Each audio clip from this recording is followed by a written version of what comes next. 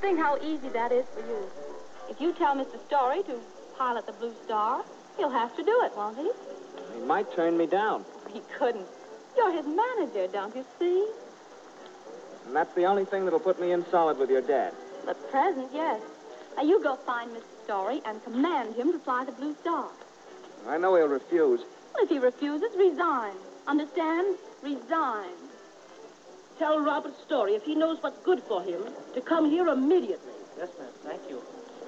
And, boy, if you know what's good for you, don't come back without it. Paging Mr. Story. Paging Mr. Story. Have you seen Mr. Story? No, I haven't, sir. Story. Paging Mr. Story. Paging Mr. Story. There. Is that better? Much better, thank you. Mr. Story, please don't start that again. Why? Don't you like it? Not in a hammock, but in an aeroplane. Anything might happen. Well, my dear girl, what can happen in an aeroplane? You ask what can happen? Way up in the sky? No, I was only kidding.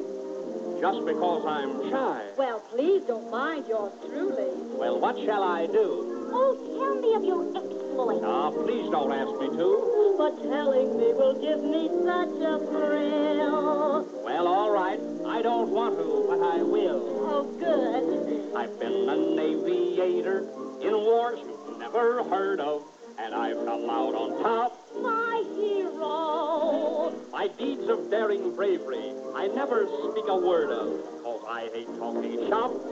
My hero. But once I flew from France to Paris, mid the shot and shell. Though I was sick, I shot the fall, and 60 airships fell. Just imagine what I would have done had I been feeling well. My hero, mine. Now, I have one desire. That's to go up there with you. Yeah, but suppose we catch on fire. Then what would you do? Now, I trust you completely. Yeah, but suppose there's rain and hail. One who's brave as you are is sure not to fail. Some few questions, though, I want made clear. Well, all right. Ask me any question you want, my dear. Now, suppose your rear transmission jams up your differential. I'd shoot the dog on sight. My hero. Now, if you lost your ignition and severed its potential. I'd stay up there all night. My hero. Tell me, does your propeller rattle? Is your nose alignment true? Please. Are all your joints well tested? Is your commutator new? Are you troubled with compression? No, I'm fine, thanks. How are you?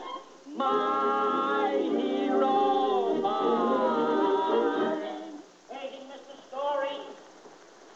Paging Mr. Story. Paging Mr. Story. Oh, boy. Boy, here you are. What is it? The lady in the lobby wished to see you, sir. Oh, a lady, huh? Oh, it's probably just another one of those thrill chasers. Yes. Kindly inform the lady that I don't meet ladies in lobbies. She says if you know what's good for you, better... Hush, hush.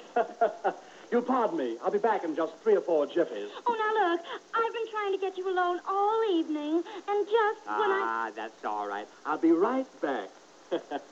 It's probably just an old hammock mate of mine, bearing gifts and good cheer.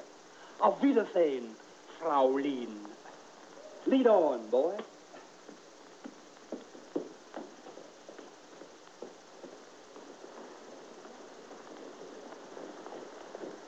Oh, hello there, my boy. Say, listen, unconscious. If you know what's good for you, you... Wait a minute. Are you the young lady who sent for me? No. Then pardon me. I have an engagement. You've got an engagement with me to get out of this town, and quick. You make the most nonsensical suggestions. I'm serious. I don't mind telling you I'm in love. Well, what do you think it's going to get you telling me? Well, I'm not going to let her find out we're fakes. Say, speak for yourself, John. When it comes to love, I'm no fake.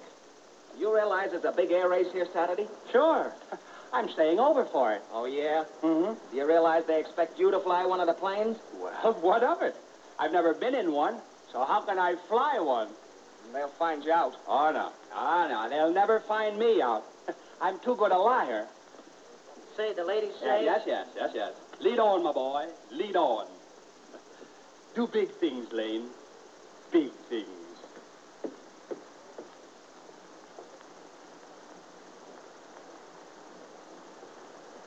Ah, Senorita. Do you know who I am? No. Do you know who I am? Yes. What? You are Robert Story, and I'm May Bunch. It isn't my fault we haven't met. I missed you in New York by about 5 minutes. Good, good. I think I know some of the Bunch family. Yeah. As the grapes and the bananas. Oh, quite often the Bunch family and I have been Yes, together. you know one of my family too well. What do you intend to do about Genevieve? Genevieve? Well, I'll put $10 on her nose. What race is she in? Now, don't hand me that. I'm talking about my kid's sister, and you know it. Now, you write Genevieve a check for $10,000, and we'll forget it. But if you don't... Ah, there, old boy, Story, old boy. The banquet's all ready. I've been looking all over for you. Oh, yeah. The banquet. Oh, yes, the banquet. I must join my banqueteers. You will pardon us. Oh, no, you don't. Now, don't worry about that little matter. I'll fix that up. When? Oh, soon. My first free moment. Well, if you don't, it will be your last free moment. Let us be up and doing.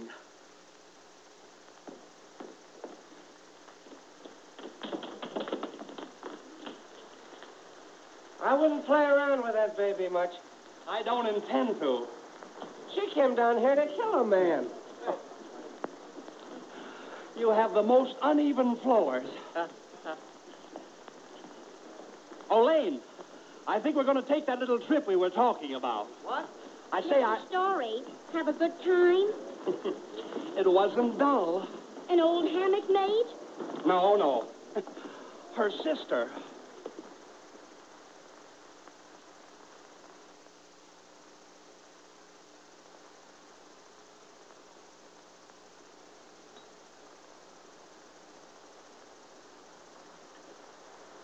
Ladies and gentlemen, from the rock-bound coast of Maine to the sunny shores of California, oh, what a blessing. At 168 pounds and a half, Mr. Robert Story. Come boy.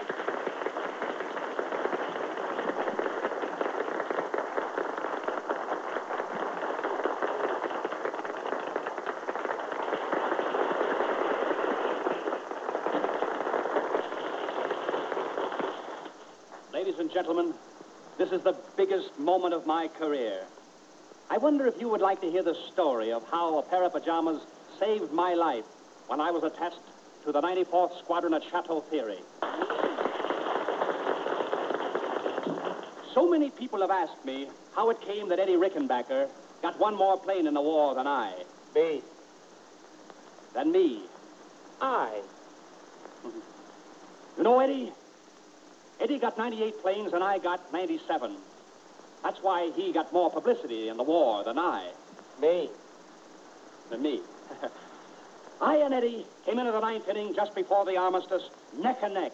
So you can imagine my embarrassment when early one morning the enemy planes flew over our lines and I overslept. I had spent the night before at the home of a nearby farmer who had a beautiful daughter, Suzette. And I was very tired. There were two enemy planes flying around up there. Eddie, of course, being our second best ace, hopped in his plane and took off. He got one of them all right.